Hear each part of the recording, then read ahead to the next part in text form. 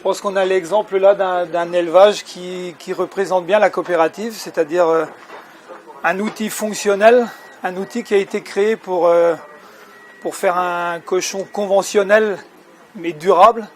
À Porelia, on est très préoccupé par le revenu de l'éleveur. Et en fait, aujourd'hui, le plus important, c'est d'être pragmatique dans les choix que l'on fait. Et je crois qu'aujourd'hui, c'est une synthèse de tout ça qui s'est faite aujourd'hui au niveau de l'exploitation. C'est-à-dire une exploitation qui est structurée avec du foncier, avec de la FAF, fabrication à la ferme.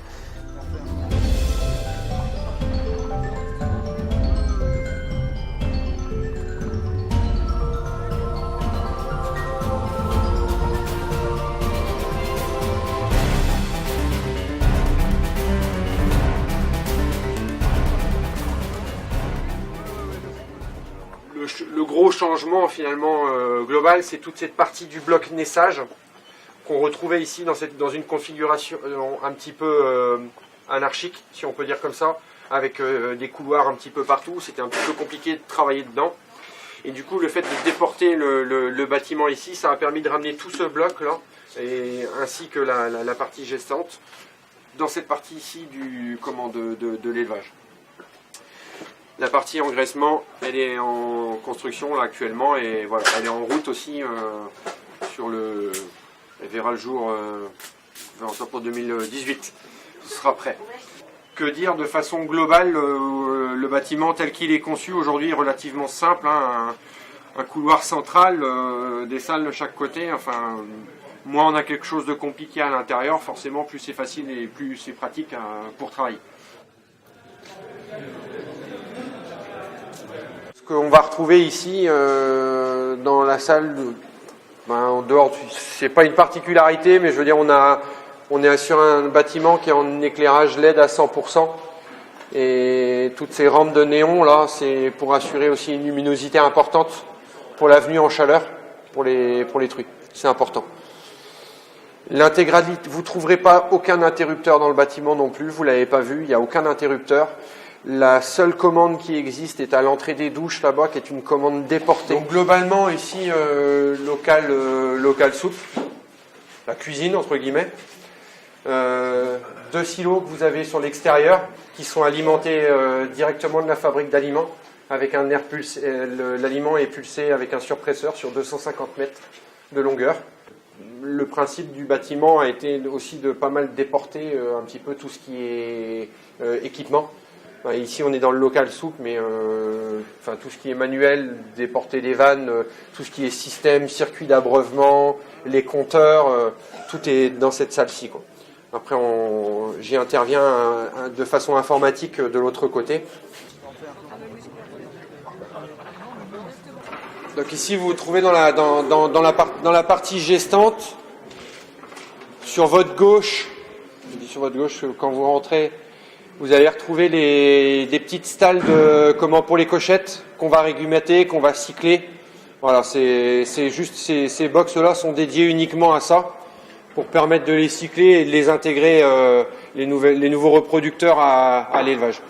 Sur votre droite, c'est de type gestante. La particularité de cette gestante là, c'est de se retrouver avec un équipement 100% polypro. Le choix de surface pleine a été fait aussi, toujours pareil, dans un esprit de rapidité de lavage, pour que ça aille vite, s'assurer aussi pour les raisons, c'est sanitaire, quoi. C'est uniquement sanitaire de pouvoir le mettre comme ça. Ensuite, moi c'était plus dans mes habitudes, hein, je travaille avec des groupes de 6 truies, parce que moi je trouve qu'en matière de surveillance, ça me permet de le faire mieux que de le gérer dans un groupe d'animaux où on peut en avoir 50, 60. Bon, c'est peut-être une histoire d'habitude, ça, mais bon, ça c'était propre à la façon de travailler de la maison. Et on est allé voir là-dessus. Voilà ce que vous y retrouverez, peut-être assez peu commun.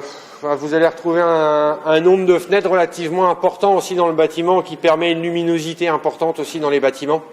Ça, c'était aussi, c'était important. C'était, je considérais nécessaire d'amener un maximum d'éclairage naturel dans le bâtiment. Globalement, je considère que les objectifs sont atteints, même si on n'arrive pas à une pleine lumière à 100% dans toutes les salles, vu la taille et la profondeur des salles. Mais je trouve que l'objectif est déjà intéressant.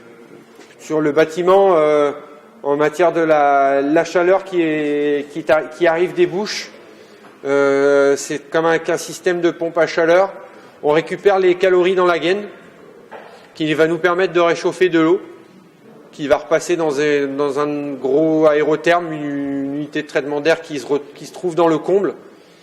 Et par salle, on va pouvoir injecter de l'air chaud comme ça, avec un système régulé en fait qui nous permet par salle, au besoin, d'amener plus ou moins de l'air chaud. Donc l'objectif de ce type d'installation, c'est de réaliser dans un premier temps des économies. Donc de diviser la facture d'électricité par au moins 3. On a donc un récupérateur de chaleur qu'on installe dans les gaines d'extraction d'air centralisée, qui permet de récupérer de la chaleur perdue habituellement, mais donc de la chaleur gratuite, qui vont être envoyées sur une pompe à chaleur, qui elle va réchauffer de l'eau. Cette eau va permettre de chauffer de l'air avec des aérothermes et chauffer des plaques chauffantes avec des plaques chauffantes, tout simplement. On a un gros frigo inversé en fait juste sous vous là, qui permet en fait par un échange de gaz et par système de compression qui nous permet de réchauffer de l'eau. Les animaux produisent de la chaleur, on la récupère et on la réintègre. On est vraiment dans la boucle est bouclée entre guillemets sur ce type de système là. Au cahier des charges, on retrouve des prises un petit peu en l'air, assez peu de poteaux. Je voulais quelque chose d'assez épuré. D'ailleurs, c'est plus facile pour nous de travailler quand il y a des éléments comme ça qui traînent pas un peu partout.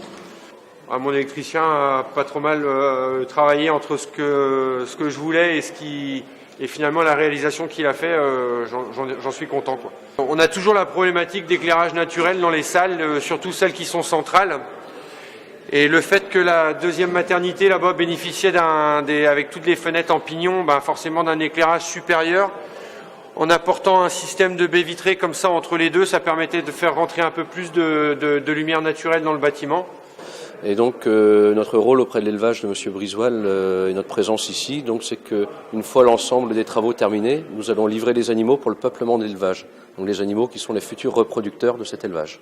Ici, on a fourni sur le chantier à Sébastien tous les murs, tous les panneaux ciel, en fait, intérieur, extérieur, avec une particularité qu'a sélectionné Sébastien. Il a pris tous les panneaux extérieurs avec un isolant mousse polyuréthane. Autre particularité qu'il a fait, il a pris une option de panneaux grandes fenêtres. Il y en a beaucoup sur le chantier avec des grandes fenêtres de 150 pour avoir beaucoup de luminosité.